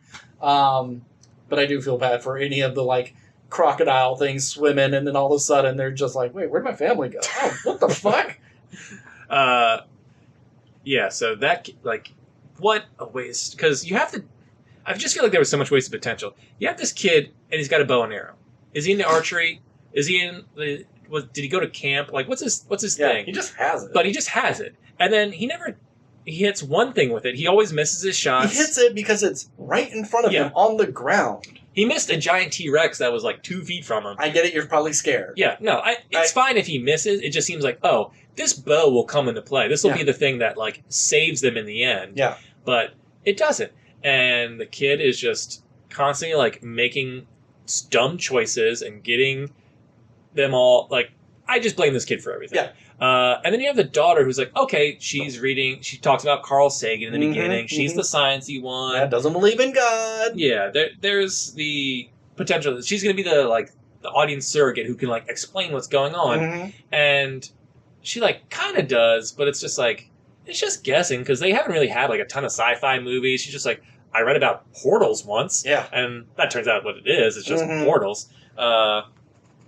But I mean, I'm glad it's not like she cracked some sort of code or like did some sort of math that like got them home. It was just like, oh, thank God this random portal was here. But you could easily do a thing of like, the Anne Hathaway had her older neighbor who was proofreading her book. She was writing in secret. She had someone to confide in.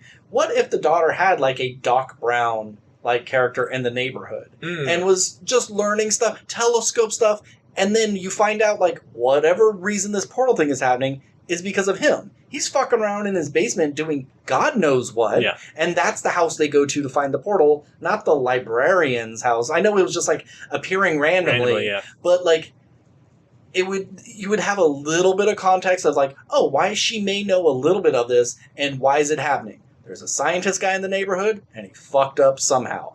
And I think like when they go to his house, he should be dead. Splattered by the portal, or dinosaurs got him. So you don't get a chance to explain anything, and that's fine. We don't need to have the answers. But I think you could have a little bit of a connection there. A little bit of the mist, It's like they talk about the military base doing weird science, but you don't know what it is. Yeah. But I think I can maybe forgive. I mean, I'm a character guy, but maybe I can forgive some of the family stuff if they... And I know this movie's a tight, hour 39, which I really like about it. Because it does go by kind of quick. Yeah. But I will say, not that I'm pitching a longer movie, but I just wish for a movie that had that movie opens with a community gathering of just like, oh, this is where we're introduced to all the characters that we will be invested in, who like the new have kid on the block, the bully that they have relationships with, and how they interact, and how they're gonna like team up with them, or how that person's gonna fuck them over, and whatever. But like none of that really happens. Like you said, we have the bully character who like, oh, okay, that bully character's gonna get eaten. He shows up to punch him like one time and then disappears. Yeah. We have the neighbor who they're always arguing with because, I mean, that neighbor's in the right. That dog should not be doing that shit in his yard. But then he just gets eaten by pterodactyls because he was like dumb and decides to get on his roof and shoot goes them. crazy, Yeah. You have the old lady neighbor who we have for one scene who dies right away. And then the like the girl that he kind of has a crush on because she's like the new girl in town, but maybe has like 2 lines of dialogue in the whole movie. And forget her name, and just like, okay, are we supposed to be invested in her? She shows up about halfway through, and then just kind of hangs out in the background. We're invested because the daughter bandages her leg, and they give each other a look of like, yeah, you know what's up. Yeah, which is fine, but like that doesn't add anything to the movie. No, because they needed, just like in The Last House, they needed a time jump. They needed to be like, this is week 1. Contacting with neighbors who have survived, and then suddenly there is no neighbors who survived. Everybody on their street is gone, but maybe a couple streets there's other people, and then you jump a month. We're out of food. The bathtub is filled with our shit because our water doesn't work anymore, and having that sort of dealing with the situation you're in. But it seemed like they were there for what, a day, a night, a day and a night. No, I'd say like 2 days, 3 days. Okay, less than a week. Yeah, for sure. And so, like, I wanted a little bit of the surviving aspect, and even if they did what The Last House did of jumping 5 years, like, seeing them suddenly, they're taking down dinosaurs. You're seeing them cooking them and skinning them, wearing their hides. Like, they've adapted to this world. There's no getting back. Then the science girl she's been plotting where all the portals are and trying to figure out the best way to get home. And then he's gotten really good with that bow and arrow, and he's taken out those pterodactyls. And maybe Dad did lose his leg and has a peg leg now, and they're farming and stuff. And like, they're just in this sort of world. I'm glad they didn't do that, because I don't see a version unless there's like, the dad was a doomsday prepper, and they had a bunker and like AK-47s, and like. But that could be part of it. Like we ransacked people's houses. So many people ran and died. We were able to get enough stuff to survive before we started killing that big snake thing and then eating him for the whole year. Yeah. But I just don't see a version where like this family survives, especially that son. Like, because once one of these kids dies, like the parents are fucking killing themselves or whatever. Sure. And it's like I'm asking for like more of a series sort of thing. Like if you wanted to really stretch it out. Yeah. But I'm just saying for this movie, I don't think I needed that. I just wish like, we had a community, we had, connections, we had people who grew. There was something more here than just like, hey, look, dinosaurs are running around. And for a neighborhood so big, it feels so empty. Yeah. Like that community, like barbecue, so many people. And then after the dinosaurs show up, you see some running away. Yeah. But then it's just empty. Yeah. It seems like everyone, and I get it, like everyone is boarding themselves up in their house because they're just like, what else can we do? We can't go outside. Everything will try to eat us. Yeah. But or they tried to leave and got eaten. Oh, yeah. And like you said, you see occasionally people running around, like getting eaten by the raptors. But I don't know, it should have been like, hey, let's go across the street. There's a scene where they like have to sneak and make sure like they're not seeing anything. They run to the neighbor's house like, hey, what do you guys think? Like, oh, we've lived across from you for the past 10 years. Of course we'll help you. We've seen your kids grow. Our family. Let's band together. We got to come up with a plan. But there was like none of that. Yeah. Then someone betrays you because they got the last Snickers bar or whatever. Yeah. And they, or even if that like, quote unquote shitty neighbor next door like comes over, it's like, hey, I know we've had our problems, but like now this is where we like start a community and I have things in my house that can help with this situation, and then look, we're okay now, and they shake hands and we're like, we're good, but then that guy sacrifices himself for the family, or he gets killed just as like, he finally whatever. There's just like not a lot here. It's just kind of survives on its concept, and I think it works. as just a plainly like popcorn entertainment movie. Mm-hmm. It's kind of like an extended Twilight episode, Twilight Zone. Twilight Zone episode, sorry, or like a Black Mirror kind of Sure, thing. yeah. Even that's kind of like more based in sort of Yeah. reality. But yeah, it's just kind of fine. Yeah. and- But it's like I don't want to hate on it too much because I did have fun. Yeah. I was like I got a little bored. Once they get to Dinosaur Land, it's like this is kind of interesting, but then they're all kind of sad for a bit, and I was like kind of drifting off, and then like once that he got his leg bit off, I was like, "Holy shit! I'm reinvested in Yeah. this movie." I mean, there's some other fun stuff like the dinosaurs are fucking hilarious. Yeah. Didn't need it. Well- Did we need it? No, but I'm glad we had But it. I like the idea of like, oh, there's something scary that way. It's like this big monstrous sound, and then you go Mhm. towards it. It's like, nope, just two dinos boning. Yeah, Dinosaur bones. But yeah, I mean, it's all the dinosaurs you've seen before, but they're all just a little bit hairier, or they're a little bit more Gross. feathers. That Spinosaurus, was gnarly. Nasty. Yeah, Uh, those big like snapping turtle things were so like doofus looking. They're just yeah, they look like if like a Mario sort of turtle Sure. thing like got big and came to life. Like yeah. that's like, how they would let's draw do a it. dark, gritty, realistic version of the Koopa Yeah. Troopas. Yeah, But those are fun. I would have that one as a Mhm. pet. That snake is fucking terrifying. like when it came out of the pool, I was just kind of like, I just thought it was like a little salamander thing. I didn't realize like that was Like just a full snake. a mile long snake. But then he gets into the house and like, I don't care how slithery you are. You're making some noise. I would be able to tell if a giant snake is slithering through my house. For sure. And it passes four different people without being seen. Mhm. And then it gets hit by an arrow. It's about to get its prey. Yeah. Gets hit by an arrow and goes, no, I'm going to go back the other way and stop that. And then she stabs it 1,000,000 times and he doesn't turn around and go back He's for just her. like, fuck it, I'm outta here. I'm already getting this one kid. But yeah, that was such a creepy scene. And I can see... You know what I was gonna? Can I pitch something Yeah. real quick?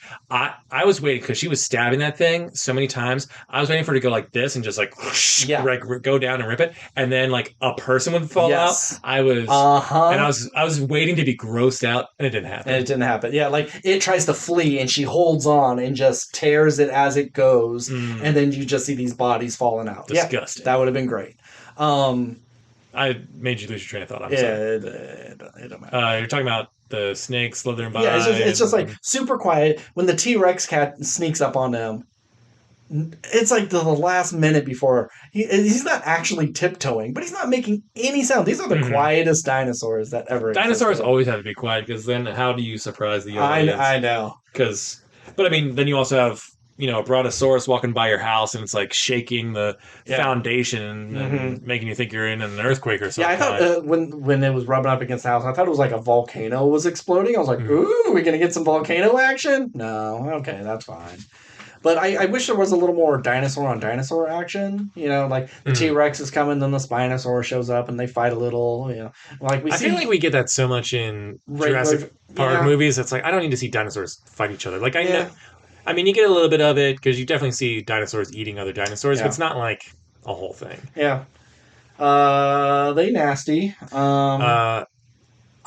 So you get to the end and they go to the librarian's house because that's where the portal is like flashing. Mhm. Oh, it's their chance to go home.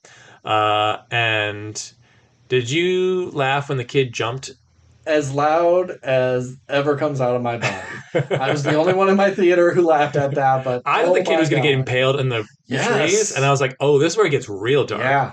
And especially because they do the thing at the end that they do, you could have done it. But then I think it would have been too much for the audience, maybe. But regardless, when that dog fucking comes back, I said audibly, I was like, Jesus Christ. Like such because one thing for the dog to survive one night in Dino Land, especially because it seems to bark at everything and like not really make good choices. But it also in this world, everyone can just walk around and scream and yell anyway. And like It doesn't dinosaurs matter, ignore them.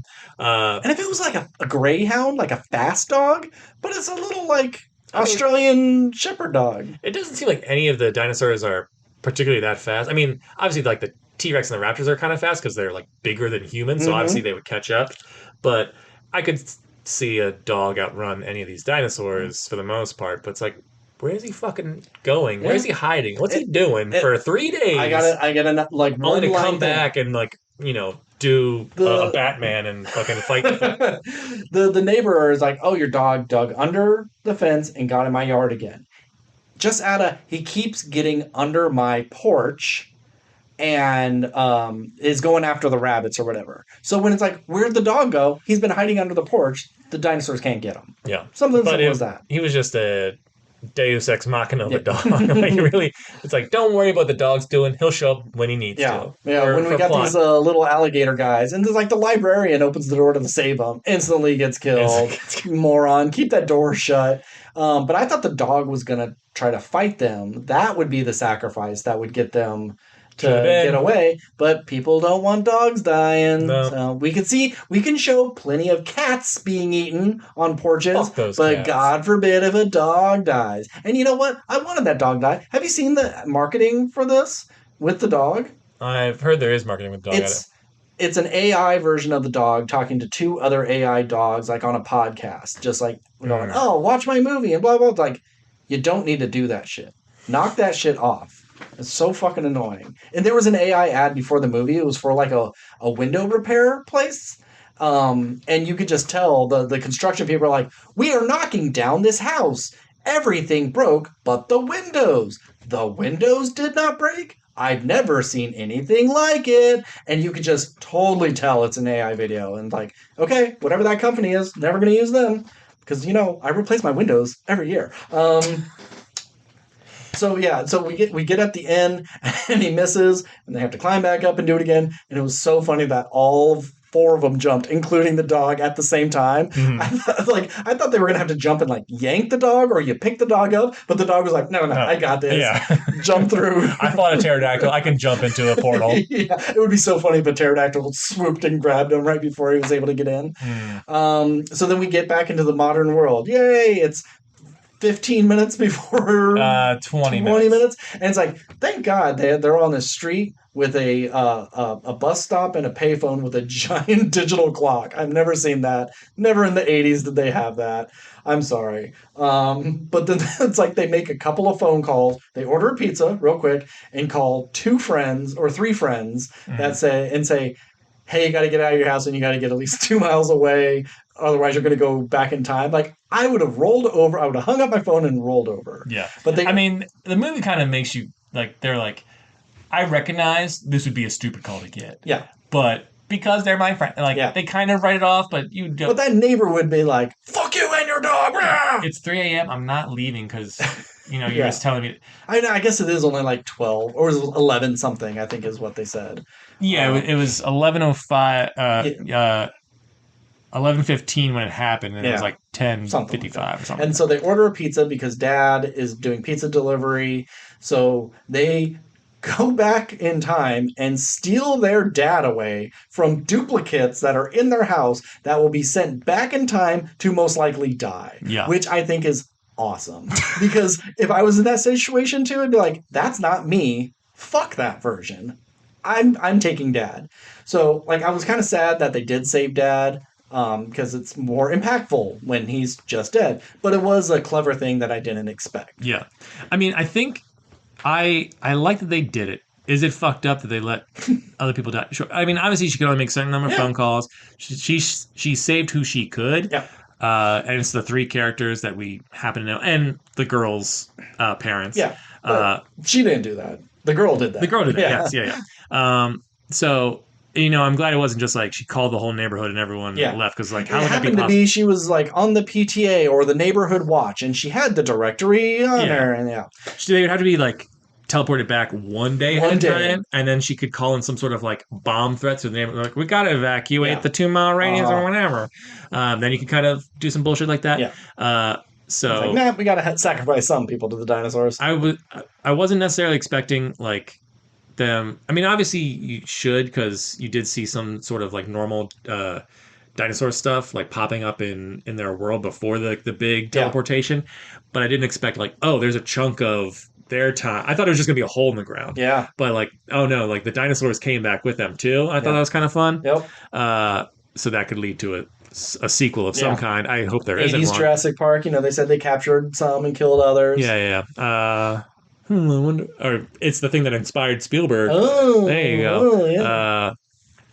But my only problem with them getting their dad back is he has no context of what went on. Sure. And so any growth that they had as a couple during their traumatic event being back in time didn't occur. Now she can go, here's like obviously she's like, this is the story of what happened. Look at this Polaroid picture of you. The picture of you, with dinosaurs fucking, and we watched you get eating. Why can't I say that word? Eaten. We watched you be eaten by a T-Rex. An image, I'm sure, that would traumatize those kids forever, even though they still have their dad technically, and and Anne Hathaway as well. But like any sort of growth as characters that they had doesn't exist now. And so is he kind of go like, oh, well, I now from your story realize the error of my ways? Is she just like, I don't care that you're still like drinking and delivering pizzas. Like, I'm just happy that you're here. Cause like, I think her putting in that effort of like, oh my God, I love you so much, and I don't care about your job, and like trauma dumping on him would make him go like, yeah, I'm still in it, and I think that would be enough, even if it's not really earned. I mean, I know she could go like, well, I know he loves me and he would do anything for me because he proved it back then. So like, it's fine. Yeah, it's just kind of one of those things. It's just like, well, that's not the man that you just had all this experience with. It's a different guy, even though it's only been 3 days. It's a little bit of a stretch, but whatever. And now I'm only interested because so that portal opens up, they go back in time, see the event happen that sent them back in time, and at the end you see the girl that they brought back is with her parents and another version of herself. So she was there. There was another version. I didn't notice it, but it was all over Reddit when I... Okay, because it's happening, and I went, wait, hold on, there's too many people here. My eyes couldn't count it, and then it was done. I didn't notice it, but apparently the two versions of the girl are there. Okay, good. And then... Good detail. So then my question is, does that portal continue to open back up there, or is it like just closed now? Because like they went back... So... The version of Anne Hathaway that doesn't have her husband and it's just her and the two kids in that timeline now, do they also discover wormholes? Assuming they survive, can they get back to this time and run into the versions of themselves? I guess potentially yes, but I don't think so. Since nobody else came back, I think... It's just a closed loop It's a closed loop now. They went back and they didn't have dad for certain situations, so they did everything differently. And they either stayed surviving there or they just died. And it's like, they definitely died. I would have loved to see the scene of the new girl in the block going to her parents' house and going, we need to get out of here. Yes, myself as well. Yes, there's two of us. I'll explain later. Yeah, and long-lost twin, easy to write off. I guess like now there's two of us, and just trust me on this one. Yeah. I'm glad because I clocked it, but just a second too late. It's like, damn, I wish I could go back and recapture that. Because it was like when I thought I saw her, and then I saw her family come in with her, and then I went, wait, who was that other person that I saw? Yeah, it's like a blink if you miss it. Yeah. Or blink and you miss it kind of thing. So I'm glad it's in there because that would have been a question. And so we see that, the government has quarantined the area. They captured dinosaurs. Oh, early in the movie, Anne Hathaway was writing a book. Yeah. And it kind of seemed like a book about her life and her marriage and how she like resents her kids and like doesn't like her husband. Right, what you know. Which becomes like a point of like argument for them in the movie, but that never really comes to a head in any real way. Yeah, I mean, maybe she got it published as well because since...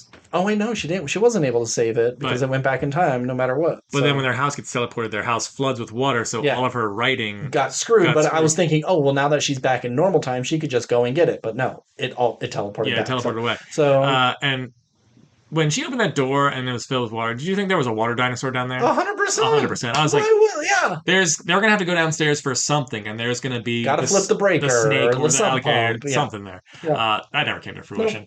Deleted scene maybe, but Which, like, it seems like there should be a thing there with the snake and then the alligators in the house. That feels like if I was a studio head trying to save money, be like, do we need this snake scene? It doesn't. It's creepy, yeah, but it doesn't add anything. We could pull that out. Does there really need to be 6 alligator dinosaurs here?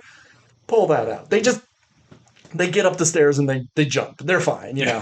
So I can see it's like, well, no, we need that for the tension at the end. No, the snake one is just going to be really creepy. Okay, cut the basement dinosaur. Okay, fine.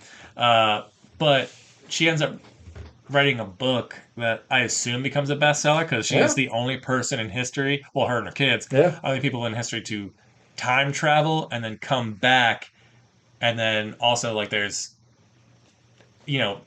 There's evidence of all this. She's not a crazy Linda Hamilton or something. The End of Oak Street, A True Story is the name of the book. And I was like, oh, I can't imagine how many copies that would sell. Yeah. Being part of that event. And so they get their happy ending and all is well. But this movie is kind of fucked up at the end. Also, like, not really all that interesting character-wise. Yeah. But is it a fun, good time with dinosaurs? Kinda. So I'm going to give it I want to say somewhere between C+ and B-. Sure. I'm going to go C+, because I think it's just perfectly fine, perfectly watchable, but also, like, not necessarily the most fun. I think kind of could use a little bit more comedy, or maybe not comedy, but just some nicer scenes other than just dread the entire time, and then dinosaur fucking. Yeah, I'll go C+ right now. Okay. Yeah, I'm giving it a B. I enjoyed it. Yeah, I could use some more survival, but that's not really the story they're telling. It's fine, for what we got. I'm happy enough. Yeah, I could always nitpick anything. I'm just going to enjoy this for what it is. Yeah. I would happily see more hour-and-a-half long, high-concept movies that aren't, deep things. Yeah. But I also can recognize their faults. Yeah. So give me more of these kinds of movies. Yeah. It doesn't necessarily be time-traveling dinosaurs, but something in this realm. Just one movie like this every summer. I think it's great. Let's do this movie, but from the dinosaurs' perspective. Ooh. They talk to each other. They come to this land of weird talking monkeys and, moving vehicles and stuff. They're shooting guns at them. Ah, horrifying. Yeah, the end of prehistoric era. Oh, okay. I see what you're doing there. Yeah. I was trying to pitch a title. You call it end of an era. Oh, shit. Yeah, that's not bad. And if you had sequels, you could do end of an era, Mesozoic, end of an era, Jurassic. Yeah. All right, well, next week. Soaring through time. Okay, yeah. Next week, and I say next week, knowing very good chance that it will be 2 weeks from now. But next week, new releases are Tony. We got The Magic Faraway Tree with Andrew Garfield. Insidious, Out of the Further, and Mutiny, the Jason Statham boat movie. And Spa Weekend, which I think I saw a trailer for just like today. Anna Faris and Leslie Mann. Nope. Others, yeah. Although I don't necessarily expect much from it, I kind of would see Tony. I've heard, yes, we're all sick of biopics, but this one is good. Yeah. And this is how you do it. You take a chunk of someone's life and you just focus on that. Yeah. We don't need their whole career. I like the Insidious franchise, but I haven't seen the past 2, I think, and I heard they're not great. Yeah. I'm really into the first 2 Insidious of the franchise, but I think this trailer was effective in some regards. So maybe I could be convinced to see that.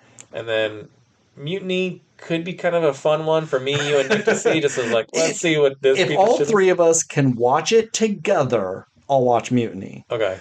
I gave Beekeeper a chance. That was not very good. Flight Risk is one of the worst movies I've seen in a long time. I mean, not a Jason Statham movie, but I know, but I'm just saying, like, but we had a a good time. Yeah, And, well, was that the last time all three of us saw a movie together?